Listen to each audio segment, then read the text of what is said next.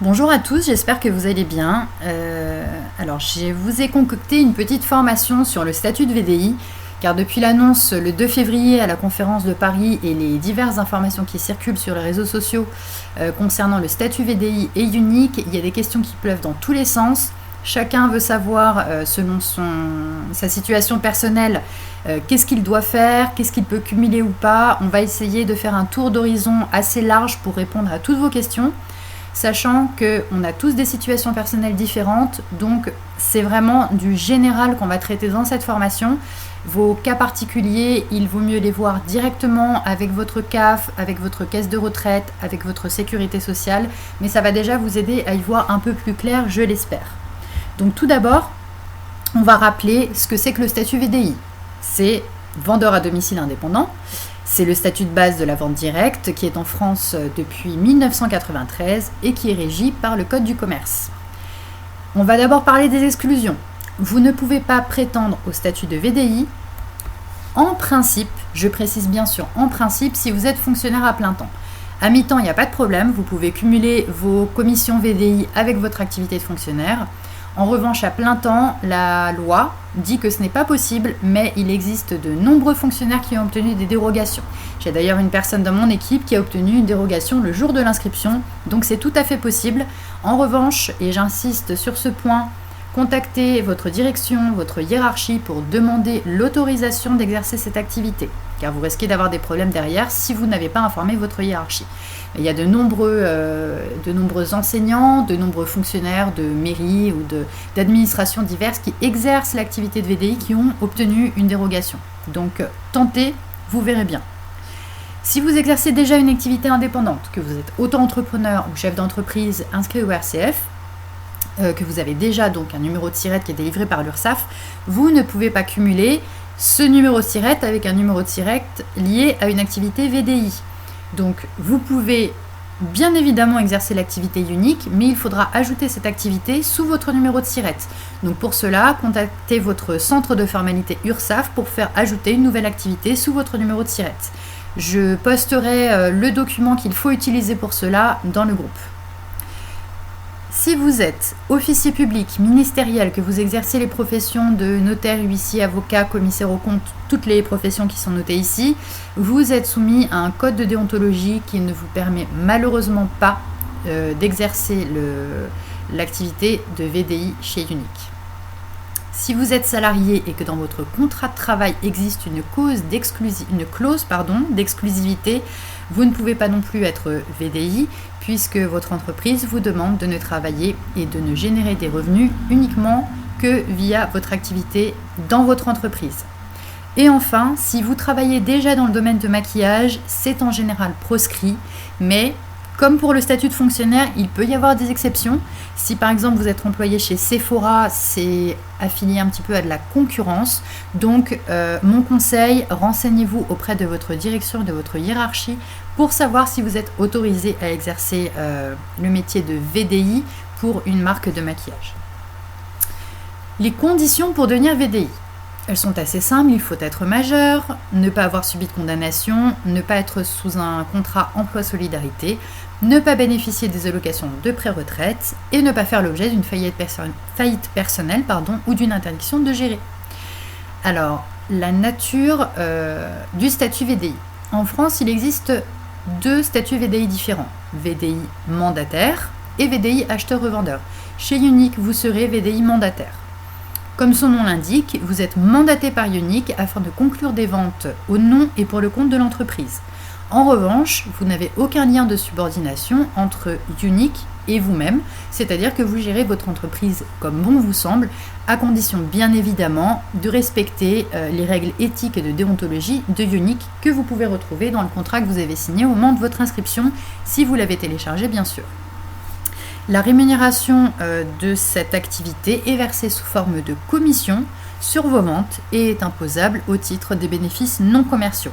Concernant l'aspect fiscal déclaration d'impôt, ça fera l'objet d'une procédure à part de celle-ci parce qu'on a déjà beaucoup de choses à voir en ce qui concerne l'aspect déjà social. Alors, le statut de VDI mandataire.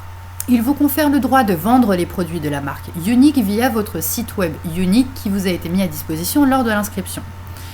C'est censé vous simplifier la tâche, c'est-à-dire que vous n'avez pas besoin d'avoir de stock et de faire de gros investissements en produits pour vous créer de stock.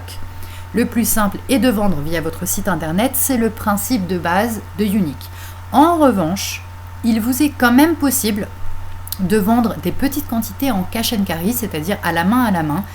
Si vous avez des clientes qui par exemple sont un peu frileuses pour payer sur internet ou qui seraient par exemple interdits bancaires, qui n'auraient pas de carte bleue ou qui n'auraient pas de compte PayPal.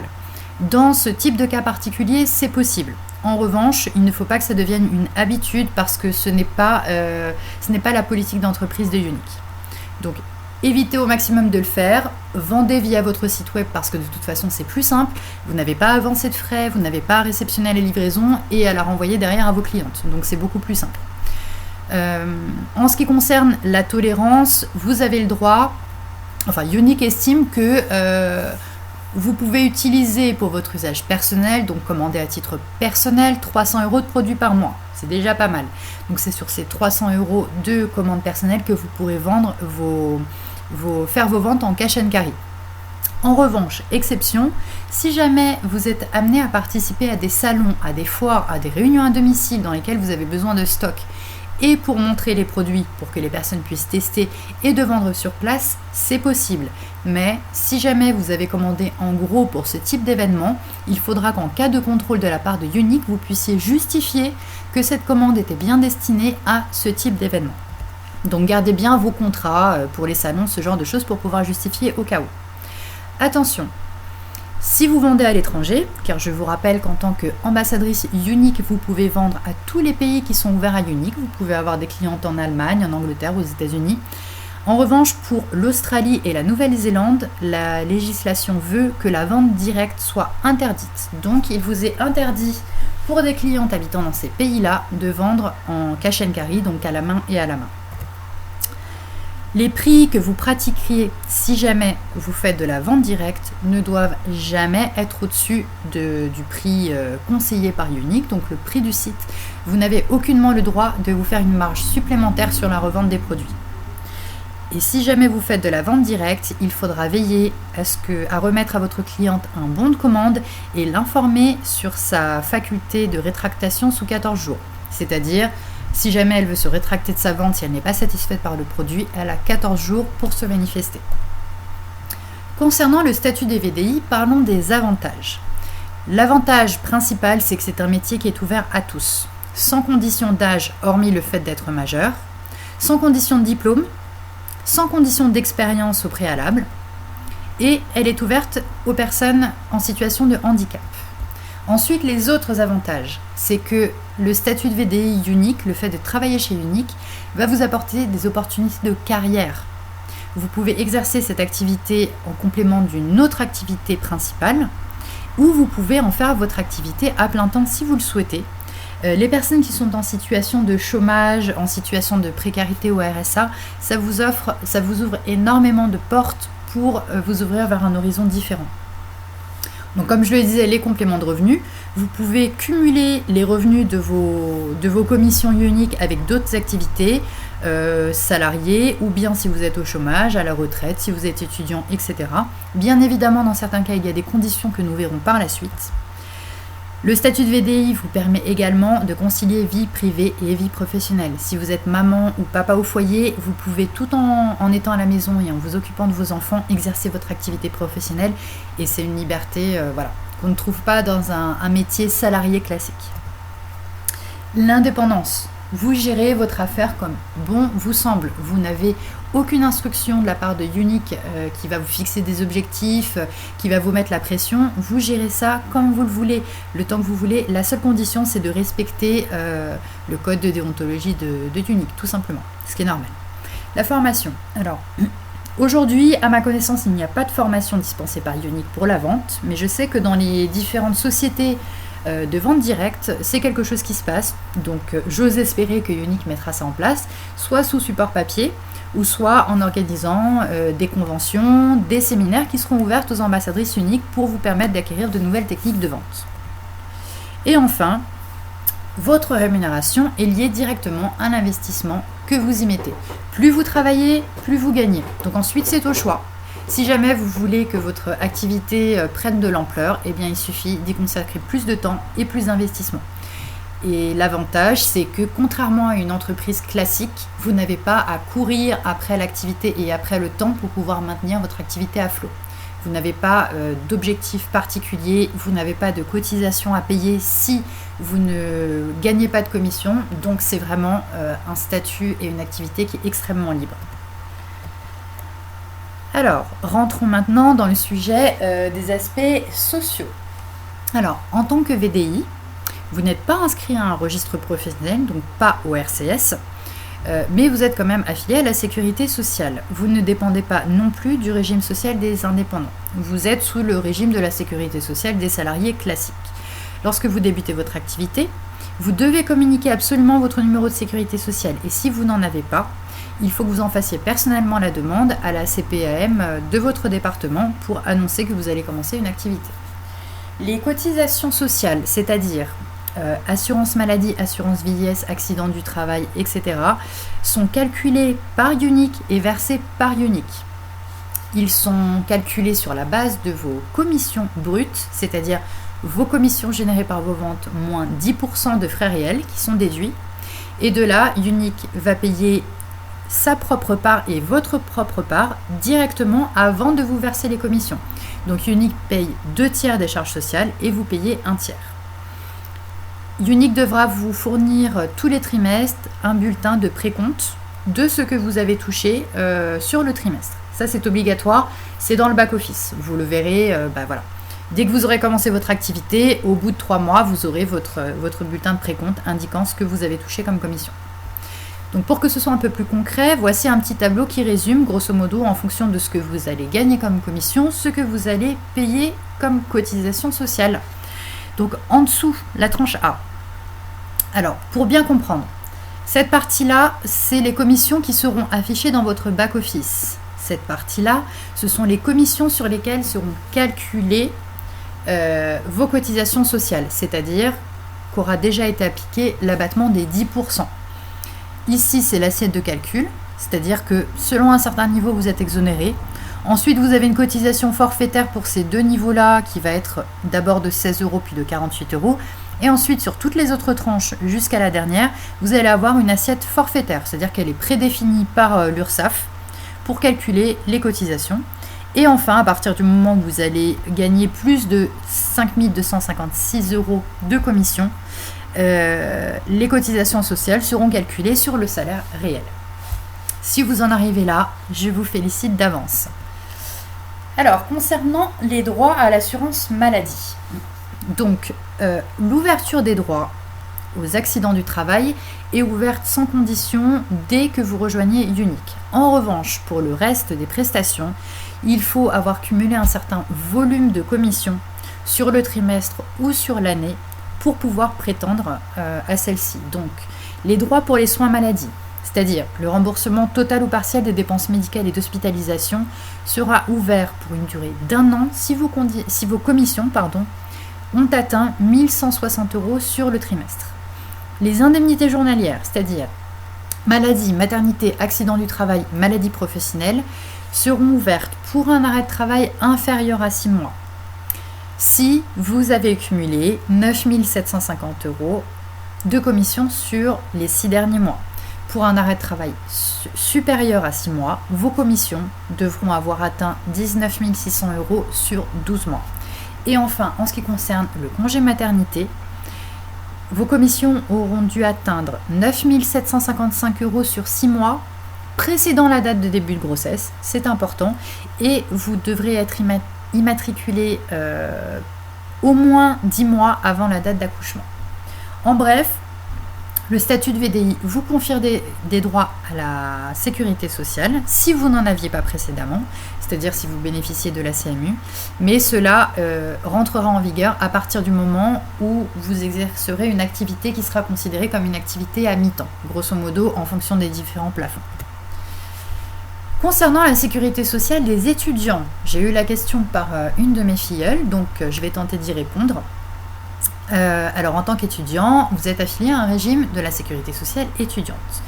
En devenant VDI, vous serez également affilié à la caisse d'assurance maladie des salariés, mais il faudra pour cela en informer votre centre de sécurité sociale. Vous conserverez en outre les deux affiliations. Vous serez affilié à la sécurité sociale étudiante pour votre activité d'étudiant et à la sécurité sociale classique des salariés pour votre activité VDI. Alors, concernant la maternité et le congé parental, il faut savoir qu'une ambassadrice unique VDI ne pourra pas cumuler de commission si elle est en congé maternité.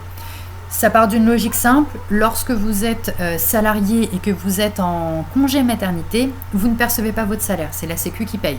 C'est exactement le même principe. Donc, si vous êtes en congé maternité, vous arrêtez votre activité pendant 4 mois, le temps du congé maternité, où vous mettez vos ventes en attente, vous prévenez vos clientes que pendant 4 mois, vous ne pourrez pas effectuer vos ventes, tout simplement. En ce qui concerne le congé parental, alors il est possible de cumuler vos revenus avec ce qu'on vous verse pour le congé parental. En revanche, il faut que vous vous mettiez à mi-temps. C'est-à-dire qu'il faut opter pour le complément de libre choix d'activité à temps partiel. Ainsi, l'allocation qui vous est versée par la CAF sera réduite, mais sera complétée par vos revenus de VDI. Ce qui veut dire que la part que vous allez perdre en étant à mi-temps, vous allez essayer de gagner au moins la même chose en tant que VDI, voire plus. Donc ça ne peut être qu'un avantage. Concernant la retraite, alors il est tout à fait possible pour des personnes à la retraite de cumuler leur pension de retraite avec l'activité de VDI. En revanche, c'est sous certaines conditions, chaque cas est différent, vous pouvez être un cas particulier. Je vous conseille pour cela de vous adresser à votre caisse de retraite pour connaître les modalités exactes qui sont spécifiques à votre situation personnelle. Il faut savoir également qu'en tant que VDI chez Unique, vous pouvez valider des trimestres de retraite supplémentaires au régime de base. Attention, pas à une caisse de retraite complémentaire, mais au régime de base, de la sécurité sociale. Pour cela, il faut sur un trimestre cumuler 1 441 € de commission. À chaque fois que sur un trimestre vous aurez cumulé ce montant de commission, vous validerez un trimestre supplémentaire à la retraite et donc vous aurez la possibilité de partir à la retraite plus tôt. C'est quand même un sacré avantage. Concernant les personnes en situation de handicap, vous pouvez bénéficier de l'AH, donc l'allocation adulte handicapé, et cumuler en même temps vos revenus de VDI. En revanche, comme pour toutes les aides versées par la CAF, il y a un plafond à ne pas dépasser. Donc, renseignez-vous auprès de votre CAF ou de la MDPH de votre département afin qu'il vous apporte une réponse adaptée à votre situation personnelle. Concernant Pôle emploi et les personnes au chômage, alors, on va avoir 2 cas. Alors, première chose, on ne cotise pas au chômage, donc c'est-à-dire que si vous êtes 100% VDI pour Unique et que vous arrêtez votre activité, vous n'aurez pas le droit au chômage. C'est un point important à prendre en compte. Concernant les personnes qui sont déjà au chômage et qui se lancent dans une activité VDI chez Unique. Alors, il faut prendre en compte que forcément ces revenus vont être pris en compte par Pôle emploi et que vos prestations de chômage vont être recalculées. De quelle façon ? Ils vont prendre, alors ça concerne les personnes qui bénéficient de l'ARE. Ils vont prendre votre montant d'ARE avant votre début d'activité. Ils vont déduire 70% de la rémunération brute de l'activité VDI et ça va donner le montant de votre nouvelle allocation. Donc en gros, exactement comme pour le congé parental, vous allez avoir une allocation réduite mais que vous allez compléter grâce à votre activité VDI. Donc rien n'est perdu. Concernant les personnes qui bénéficient de l'ASS, c'est différent, on va partir là sur un nombre d'heures effectuées par mois. Si jamais vous faites au moins 78 heures par mois, vous continuerez à percevoir l'ASS en intégralité pendant les 3 premiers mois. Ensuite, du 4e au 12e mois, votre ASS sera réduit du montant de votre rémunération mensuelle et vous percevrez en plus une prime forfaitaire mensuelle d'un montant de 150 €. Si au bout d'un an, vous avez effectué au moins 750 heures, le versement de l'ASS se poursuit jusqu'à ce que ce plafond soit atteint. Donc ça, c'était pour les personnes qui sont déjà au chômage. Pour les personnes qui sont actuellement en poste et qui se retrouveraient en situation de chômage après avoir commencé chez Unique, là, il n'y a aucun problème pour cumuler, il n'y a pas de plafond, vous cumulez les indemnités chômage et les revenus générés par Unique sans diminution du montant de votre chômage, puisque ces revenus ont déjà été pris en compte dans votre calcul du chômage. Concernant les personnes qui perçoivent des allocations familiales, qui sont au RSA, etc., il est possible de cumuler vos revenus uniques avec vos allocations familiales. En revanche, il faut faire attention de ne pas dépasser un certain plafond de ressources qui vous est indiqué par la CAF. Là, vraiment, pour la CAF, on est toujours dans des cas très spécifiques parce que vous pouvez aussi bien ne toucher que le RSA comme le RSA plus les allocations logement. Si vous avez des enfants, peut-être que vous percevez la page. Donc, c'est vraiment très personnalisé. Je vous conseille pour cela d'aller voir votre conseiller de la CAF pour lui expliquer votre projet et définir avec lui ce que ça pourrait vous faire, ce que ça pourrait vous apporter en plus ou vous diminuer dans vos allocations. Quoi qu'il en soit, peu importe la situation dans laquelle vous êtes, si vous êtes salarié à plein temps, si vous êtes maman ou papa au foyer, chômeur, si vous touchez le RSA, si vous êtes en situation de handicap, ne restez pas figé, s'il vous plaît, sur le principe que vous allez perdre des allocations.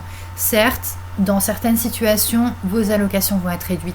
Mais ce que vous allez générer avec Unique va vous apporter autant, si ce n'est plus, financièrement que ce que vous percevez déjà. Même dans l'hypothèse où l'activité Unique vous garderait au même niveau financier que avant de commencer Unique, c'est pas un problème. Ça vous apporte une opportunité de pouvoir créer votre entreprise, de rentrer en contact avec plein de gens, de pouvoir avoir une activité. Donc, quoi qu'il en soit, peu importe dans la situation dans laquelle vous êtes, ça ne peut être qu'une opportunité pour vous. Alors, concernant le statut de VDI, on a fait le tour. J'espère avoir répondu à une majorité de questions. Si ce n'est pas le cas, vous pouvez me contacter pour me solliciter, mais je pense avoir fait le tour. Pour le statut de VDI, vous n'avez rien à faire si ce n'est vous déclarer auprès de l'URSSAF. Pour ça, le site de l'URSSAF, le centre de formalité des entreprises, est disponible. Vous pouvez faire votre inscription en ligne. Alors, pour les personnes qui n'ont jamais eu affaire avec l'URSSAF, c'est parfois un peu complexe parce qu'il y a énormément de choses à indiquer dans le formulaire de déclaration d'activité. Je ne le ferai pas dans cette présentation parce que ça va être beaucoup plus compliqué pour vous de suivre à l'écran que d'avoir une feuille papier pour pouvoir le faire directement. Donc, je vais tout expliquer sur un document PDF avec le formulaire d'inscription que vous pourrez suivre pour votre inscription. N'oubliez pas que cette inscription est obligatoire car comme vous avez pu le voir dans le back-office Unique, il y a un bandeau jaune qui indique que tant que vous n'avez pas rentré de numéro de SIRET, vos commissions ne vous seront pas payées. Donc en gros, ça ne sert à rien d'avoir commencé Unique si vous ne vous inscrivez pas à l'URSSAF parce que vous ne serez pas payé pour les ventes que vous faites. Aucun intérêt. Que puis-je vous dire d'autre ? Une fois que vous serez inscrit, il faudra maintenir à jour toutes vos informations personnelles, changement de nom, changement d'adresse, etc. Vous serez déclaré aux services fiscaux, aux organismes de sécurité sociale, à l'INSEE et éventuellement à l'inspection du travail. Vos informations doivent être correctes, sincères et exactes. C'est très important, sinon vous encourez des sanctions pénales. Dans le cas où vous décideriez à l'avenir d'arrêter votre activité, il vous sera possible d'effectuer une radiation en ligne directement sur le site de l'URSSAF. Voilà. N'oubliez pas, énormément de ces informations étaient présentes dans les documents officiels de Unique. Donc, il y a 4 documents qui sont très importants. Le Doing Business in France, le Global Business Guide, ou Guide global des pays ouverts, le Unique Presenter Agreement, qui est le contrat que vous avez signé au moment de l'inscription, donc vous êtes censé l'avoir téléchargé, et la foire aux questions concernant la France. Ce sont des documents qui sont présents dans la majorité des groupes et qui ont ou auraient dû vous être transmis par votre marraine, si elle a bien fait les choses. Si ce n'est pas le cas, vous pouvez me contacter ou contacter mon équipe si vous voulez vous procurer les documents, il n'y a pas de problème parce qu'ils ne sont pas tous disponibles dans le back-office. Donc voilà, lisez bien tous ces documents, il y a énormément d'informations dedans. C'est parfois pénible, mais quand on lance une entreprise, il faut prendre le temps de se renseigner. Les choses sont Certes, simple parce que les produits plaisent et qu'on va vendre facilement, mais il faut aussi se renseigner un minimum, c'est la base de la création d'entreprise. Voilà. Eh bien, si vous voulez me contacter, je suis Émilie Lhôte, ma marraine Charlène Mambobel. Pour les questions de fiscalité et de cotisation sociale, je vous conseille plutôt de me contacter moi parce que Charlène vit en Écosse et la législation est vraiment différente. Voilà, merci de votre attention et puis c'est parti pour Unique.